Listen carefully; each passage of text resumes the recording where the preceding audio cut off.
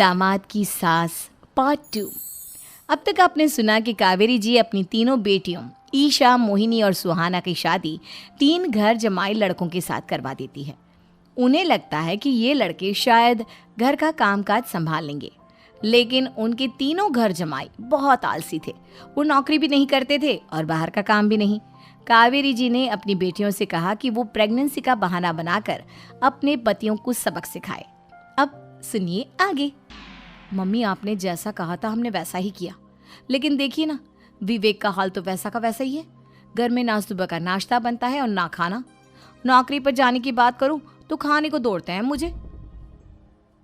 हाँ मम्मी, मैंने भी सुमित को कितनी बार कहा कि अगर नौकरी नहीं करनी तो कोई छोटी सी दुकान ही खोल लो, घर का खर्चा कैसे चलेगा। देखो दोपहर के 12 बजने आए और जनाब अभी तक सो रहे हैं। हाँ मम्मी, ईशा और सुहाना ठीक कहती हैं। अविनाश का भी यही हाल है। जब मैंने अपनी प्रेगनेंसी के बारे में कहा तो मुझसे कहने लगा, अरे दूसरी लड़कियां तो 9-9 महीने तक नौकरी करती है, बस डिलीवरी के टाइम छुट्टी लेती है। मोहिनी, तुम भी नौकरी करो। अब मुझे कहाँ नौकरी मिलेगी। मम्मी बताओ अब मैं क्या करूँ। हे भगवान, क्या सोचकर घर जमाई दामाद लाई थी मैं कि मेरी बेटियां मेरे पास रहेंगी और खुश रहेंगी, लेकिन इन आलसी दामादों ने तो हमारी जिंदगी को भी प्रॉब्लम में डाल दिया है। मैं तो कहती हूँ मम्मी, हम लोग वापस अपनी जॉब पर जाना शुरू कर देते हैं। बता देते हैं इन लोगों को कि हमने प्रेगनेंसी का बहाना किया है। नहीं नहीं बेटा, ऐसी गलती भी मत करना। अगर तुमने ऐसा किया तो इन तीनों की आदत और ख़राब हो जाएगी।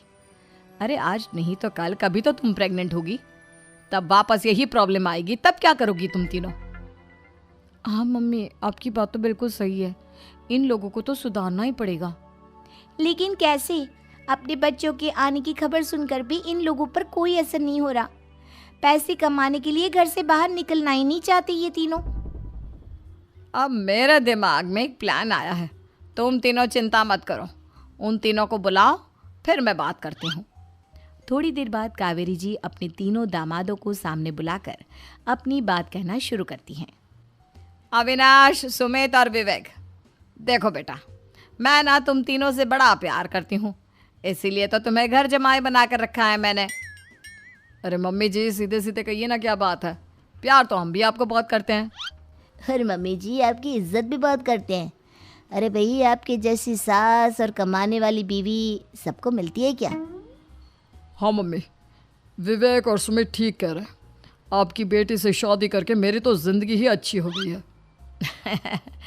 जानती हूँ मैं, और ये भी जानती हूँ कि तुम तीनों अपने अपनी बीवियों से बहुत प्यार करते हो। बेटा, बात ऐसी है कि हमारे कुल गुरु ने कहा है कि प्रेग्नेंट होने के बाद मेरी तीनों बेटियाँ शुरू के 4 महीने हमारे गांव में जाकर रहेगी, जहाँ मेरे चाचा जी रहते हैं। अरे लेकिन क्यों मम्मी, गांव में जाकर रहने की क्या ज़रूरत है इन तीनों को। वो क्या है ना बेटा, हमारे परिवार को एक श्राप है। अगर मेरी बेटियों ने यहाँ पर बच्चा पैदा करने की कोशिश की तो उनके बच्चों को कुछ भी हो सकता है। इसलिए अब से लेकर 4 महीने पूरे होने तक इन्हें गांव वाले घर में रहना पड़ेगा। हाँ तो इसमें प्रॉब्लम क्या है मम्मी जी, हम भी वहाँ जाकर रहेंगे, पिकनिक मनाएंगे। अरे भाई, बीवी जहाँ हम भी वहाँ। हाँ यार, आइडिया तो बहुत अच्छा है। शहर की ज़िंदगी में रह रहकर परेशान हो चुके हैं, अब कुछ दिन गांव में बिताएंगे। तुम लोग समझने की कोशिश क्यों नहीं करते। तुम में से कोई भी वहाँ नहीं जा सकता, और मैं यहाँ रहूँगी ना तुम तीनों के साथ। 4 महीने की तो बात है, उसके बाद ये तीनों ही लौट कर आ जाएंगी।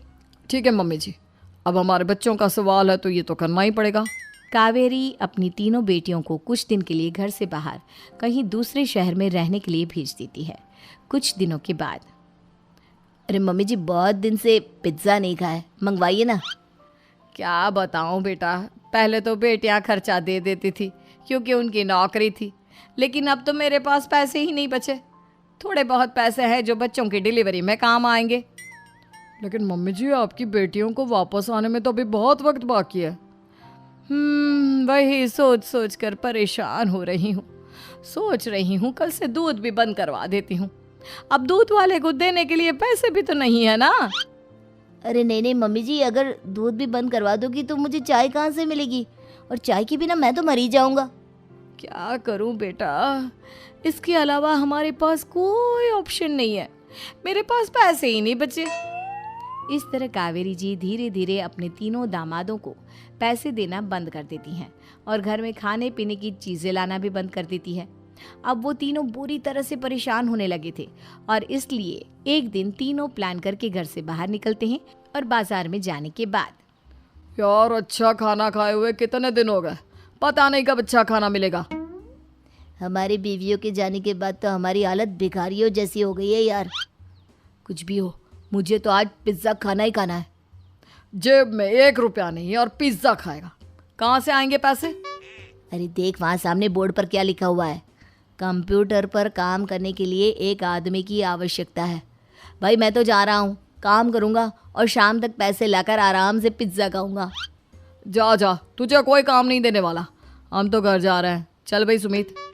सुमित और अविनाश वहाँ से चले जाते हैं और विवेक उस कंप्यूटर शॉप पर सारा दिन काम करके 5,000 रुपये कमा कर घर लौट कर आता है और अपने खाने के लिए अच्छी अच्छी चीज़ें भी लेकर आता है। ये देखकर विवेक और सुमित के दिल में भी कुछ पैसे कमाने की इच्छा जागती है। अरे सुबह सुबह कहाँ चल दी है तुम? मम्मी जी एक बहुत अच्छी जगह मिली है, कंप्यूटर पर काम करने के 5,000 मिले थे कल मुझे। अगर रोज़ काम करूँगा तो पूरे 40,000 की तनख्वाह। अरे वाह, ये तो बहुत अच्छी बात है दामाद जी, आपको जाना ही चाहिए। सुमित और अविनाश विवेक को इस तरह तरक्की करते देखकर परेशान हो जाते हैं और वो दोनों भी काम की तलाश में निकल पड़ते हैं। धीरे धीरे उन दोनों को भी काम मिल जाता है। अब कावेरी के तीनों दामाद छोटी मोटी नौकरी करके अच्छा पैसा कमाने लगे थे। एक दिन कावेरी उन्हें अपने पास बुलाती है। अरे वाह, विवेक 40,000 कमा लेता है, अविनाश 60,000 और सुमित तुम भी 40,000 के आसपास कमा ही लेते हो।